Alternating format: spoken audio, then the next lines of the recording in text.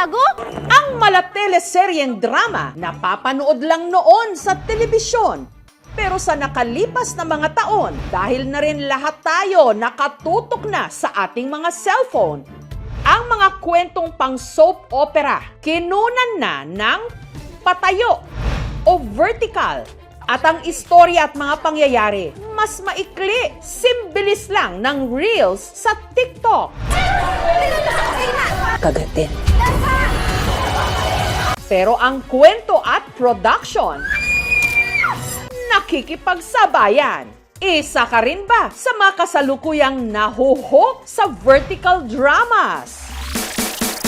Pero kung ang Mexican novela noon merong Thalia, ang Korean novela merong Song Hye-kyo o Lee Yong-a o yung gumanap na si Jang Geum, siya siguro ang maituturing na pinakatumatak ngayon sa vertical dramas. Ang dalagang kahit laki sa hirap at probinsya, nagsumikap. Kaya nakapag-aral siya sa isa sa pinakaprestigyosong universidad sa China, kung saan niya ipinamalas ang kanyang pagiging genius. 719! Linda Walker, 719 ang nakuha mong score! Heredera at palabang genius na bida sa hit Chinese microdrama na The Heiress Who Won with Brains. Si Lin Su Wang, ginampanan ng Chinese actress na si Zhang Yingfei o mas kilala ng kanyang Pinoy fans bilang si Linda Walker.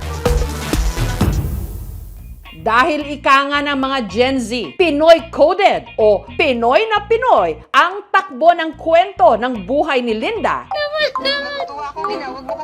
Marami tuloy sa atin na hook, nabuhay din ang samot-saring memes. Ang score ko mataas pa sa 650 points na walang adjustment. Ginawan pa ng mga skit. Bakit 254 lang ako, ikaw 790? Kinopya ko lang naman sa'yo lahat eh. Bakit? Anong set ka ba? Kasi ako set A. Ikaw? Set B. Pati na makeup transformation. Galing ako sa Brookshire. Ang grade 12 student nga mula Quezon City na si Ellie, certified K-drama fan daw talaga.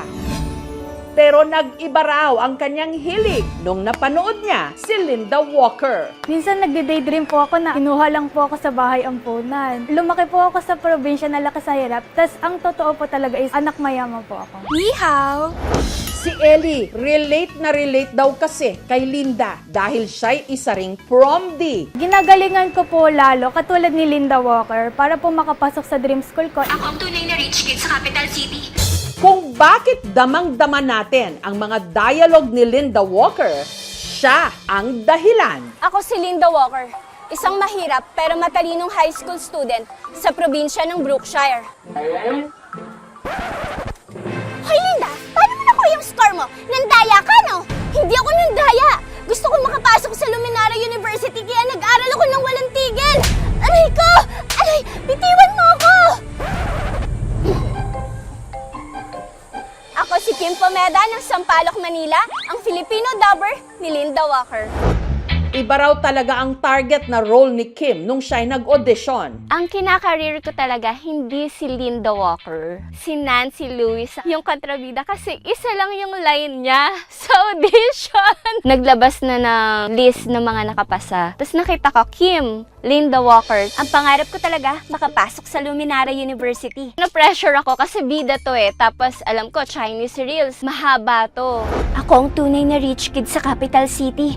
Kawawa, napagpalit ako nung pinanganak ako. Dumating ako sa dubbing ng ang ganda, umuwi ako ng mukha na akong ewan.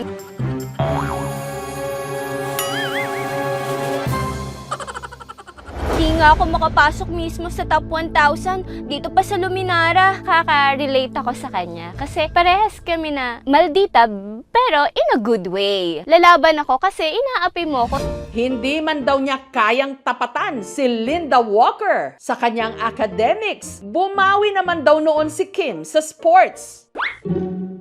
Kung siya si Linda Walker, ako naman si Linda Runner. Ganun learn.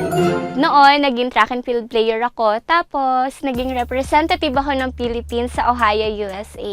Ito na ang pinakahihintay kong moment to shine. Masaya ako na dadating siya kasi hinihintay talaga siya ng mga Pilipino. Check na check ka dyan, Kim. Dahil sa linggong ito, ang gumanap na Linda Walker sa serye, ang aktres na si Zhang Yingfei, bumisita rito sa Pilipinas.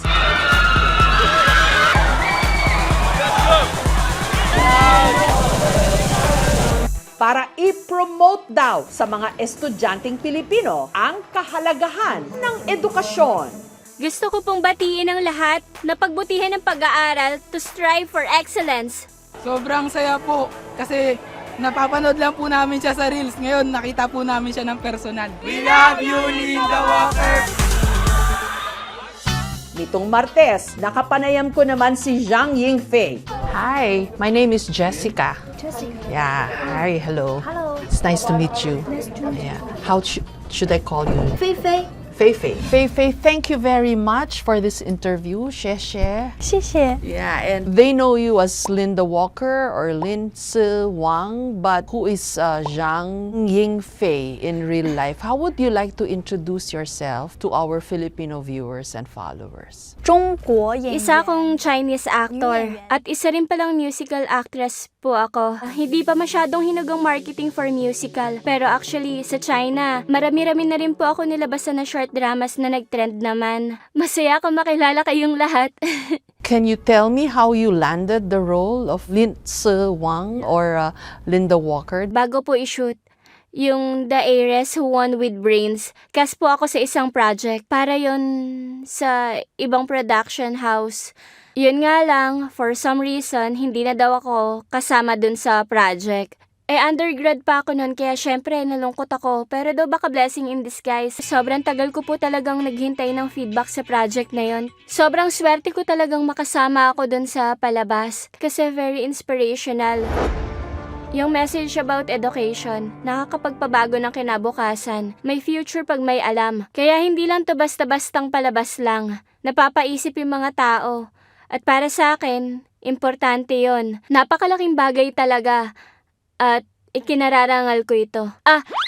May gusto po pala akong idagdag. Gusto ko pong humugot galing dun sa drama. Gusto kong i-share sa lahat ng kabataang Pilipino na ang pagsubok hindi mo dapat katakutan sa buhay. Basta nagsusumikap ka at magtiyaga at unti-unting pinagbubuti yung sarili. Basta mag-aral mabuti. Maganda ang kinabukasan naghihintay para sa'yo. You make geeks and nerds cool.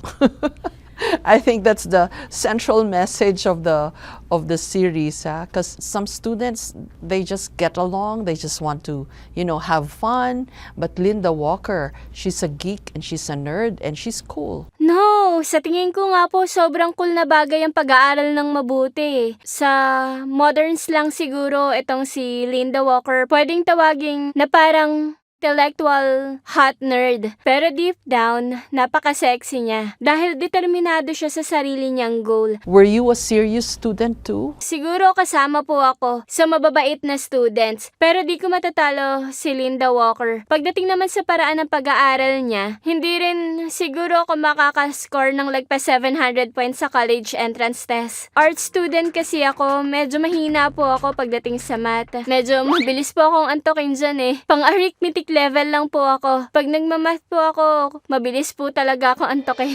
Like me. we don't like math. People think that Chinese people are generally good in math. Siguro, yung ibang tao, mas mahusay siguro sila sa math. Pero ako naman siguro mas magaling sa liberal arts like Chinese language, history, politics, at iba pa. Yun nga lang, pagdating sa math problems, naninigas ako. Dahil si Linda Walker ang may pinakamataas na score sa exams, sulitin na rin natin ang pagbisita ni Zhang Yingfei sa pamagitan ng pa-surprise quiz.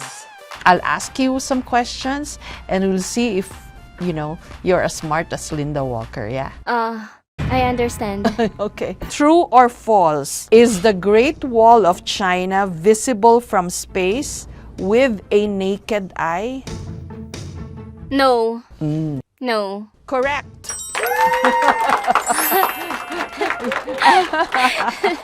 True or false? Fortune cookies, did they originate in China? No. Fortune cookies? No. She's really smart. Yeah, correct. Outside of China, which country is home to the world's oldest Chinatown? Here, that's true, Philippines. Imagine we have the oldest Chinatown. What is the capital city of the Philippines? Manila. Yep. Manila. Yay! Last question, what is the value of pi? Sasagutin ko yung value of pi. Ganun ba? Okay, sige.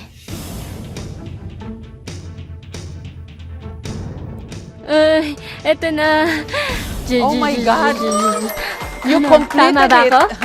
I was going to be happy with 3.14, but you wrote all the other digits. Perfect! You got the perfect score. Gaya ni Linda Walker, lumaki rin daw si Fei Fei sa isang probinsya sa China. Yung bayan kung saan ako lumaki, simula bata, ay sa probinsya ng Hebei sa China. Yung pinasukan kong elementary school, simula bata hanggang teenage years ko, lahat yun ay nasa probinsya ng Hebei, dun sa Qinhuangdao City po. Simula kabataan ko po, nung pa-junior high ako, nakapasa ako sa test. Nakapunta ako sa Beijing. Kaya relate ako kay Linda kasi galing sa Hebei, nakapag-aral ako sa Beijing. Ang kaibahan lang namin ni Linda, pa-college na siya nakatungtong ng Beijing. Sobra ko talagang pinangahawakan at nire-respeto yung motto ng university. Seeking truth, creativity, and beauty. Importanteng alamin ang totoo. Kaya mahalaga yung sinseridad kasi po, yan ang naglalapit sa puso ng bawat tao. Is she living her dream? Sa loob ng bahay namin may TV set kami. Yung lumang TV nung time na yon sa napakaliit na screen na TV set na yan, may TV show ang title Lotus Lantern. Naisip ko, wow! Anong career yan? Sobrang interesting. Tapos ayun, dun ko naisip na gusto ko maging artista. Speaking of being an actress, I would think of it's pure and simple. Hindi yan whether kung sisikat ka o hindi ka sisikat. Kasi sa totoo lang, yung halo mo, galing yan sa character na ginagampanan mo or role mo. That's a great answer, Fei Fei. Yeah, so you're more for the craft of acting. Oo. Here in the Philippines, so many people watch your vertical dramas and you're very popular. Maraming salamat po sa pagmamahal nyo. Baka kaya rin po mainit ang pagsalubong sa akin dito sa Pilipinas. Kasi dahil kay Linda Walker, mas gagalingan ko pang portrayal ko ng mga character. Gusto ko pong marami pang mas matuwa sa mga gagawin ko. Have you tried some Filipino food? Filipino cuisine. Alin yun? Ano pagkain yun? Oo nga! Wow, so delicious! Adobo. Ang sarap-sarap! You love the adobo? Oo, gusto ko talaga. Sabi ko, Hindi ko na rin syempre palalagpasin ang pagkakataon na magpa-tutor kay Linda Walker mismo. This one, it says, Mabuhay, mahal ko kayo. In English, it means, hello, I love you all. Ay, ano nga ulit yun? Teka lang, nakalimutan ko. I love you all. 你好，我爱你们。 Ni hao, ay ni ma'am. 你好， Ni hao, 我 wa, 爱 ay, Ni. ni, 们。 man. Yeah. Yeah! Diyos ko po. 马波嗨 I love you. I love you. Oh, yay! Samantala, ang nagdub ng boses na Linda Walker dito sa Pilipinas na si Kim, Oh, she's Kim. Kim, this is Fei Fei. Hello, Linda Walker. I love you!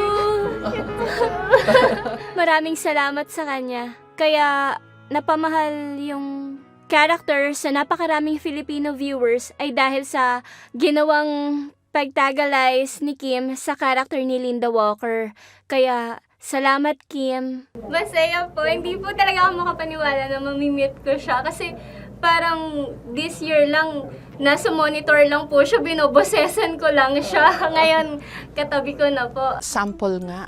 Paano mo I'm asking her to give her a sample of how she translates it. Ako si Linda Walker. Isang mahirap pero matalinong high school student sa probinsya ng Brookshire. Oh, that's how she sounds on the vertical drama. 大家好，我是林思旺，我来自山河四省，是一名小镇做题家。在我18岁高考那年，忽然有一天，他们告诉我，我居然是豪门被报错的真千金。OK。 Kapag teleserye o telenovela, yung plot aabangan natin sa susunod na episode. Pwedeng bukas, pwedeng next week. Unlike kapag microdramas, pwedeng tapusin mo na agad yung buong plot sa isang upuan. Napakahalaga ngayon ng edukasyon para sa mga kabataan. Sana din pag-igtingin natin yung mga materials at saka yung quality education, yung oras ng pagpasok ng mga bata. At kung hanggat maaari, mas dumami pa ang mga teachers. This is soft power, especially by promoting your vertical drama. You're also helping forge better relations between China and the Philippines. So is that how you see this, your role too? For sure, ang mga kabataan ng dalawang bansa, very similar ang iniisip at outlook sa buhay. Kaya kapag maganda ang sining na magawa, magsisilbi tong tulay at connection. Dahil kapag malapit ang kaugalian ng dalawa, nakakapag-transmit ng magandang sining ng energy na nararamdaman ng lahat. Maraming salamat. Salamat, as we say in the Philippines, xie. Sesye. Thank you. Ang Korea. At ngayon naman, pati na ang China. 大家好，我是林思旺。 Dinadaan ang mundo, pati tayong mga Pilipino, sa tinatawag na soft power. Iniimpluwensyahan sa pamagitan ng kanilang klase ng entertainment. 719! Linda Walker, 719 ang nakuha mong score! Siguro nga, hindi man tayo nagkakaintindihan o nagkakaunawaan sa ilang mga issue at bagay-bagay pagdating sa mga kwento ng buhay na isinasadula, pare-pareho lang tayo ng mga pinagdadaanan at pinaghuhugutan para patuloy na lumaban. EKMGS na yan!